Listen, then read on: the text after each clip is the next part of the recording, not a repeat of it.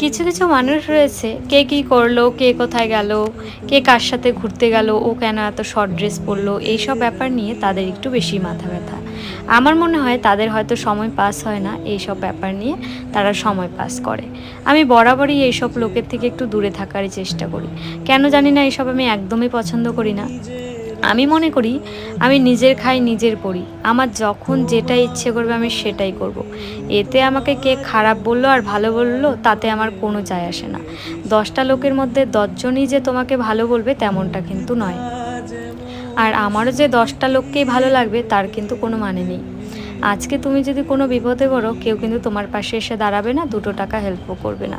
So নিজের যেটা ভালো লাগে, মন থেকে যেটাই চাও সেটাই করো, কারো কথায় কান না দিয়ে। আমরা এসেছিলাম শিলিগুড়িতে, শিলিগুড়ি থেকে কিন্তু এবার ইসলামপুর যাওয়ার পালা।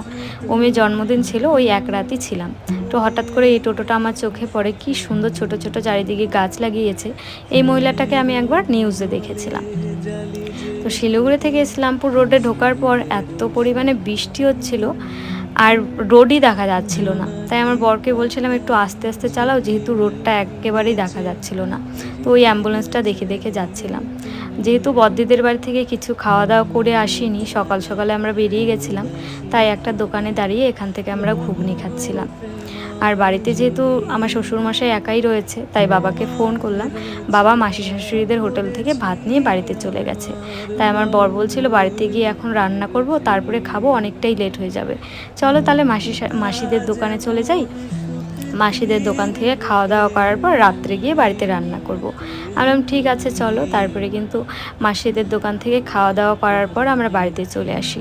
যেহেতু শ্রাবণ মাসও পড়ে গেছে, আর আমার বর কিন্তু আমার জন্য সবুজ চুড়ি নিয়ে এসেছিল।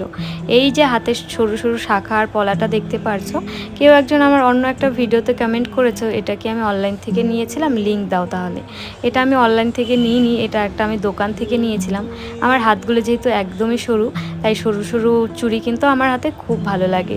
আর এই শাখা আর পলাটা দেখে আমার এত ভালো লেগেছে, তাই না কিনে আর থাকতে পারলাম না। তো আজকের ব্লগটা তোমাদের কেমন লাগলো আমাকে কিন্তু কমেন্ট করে জানিও। আর আমার পেজে তোমরা যদি নতুন হয়ে থাকো, প্লিজ পেজটিকে ফলো করে দিও নতুন নতুন ভিডিও দেখতে।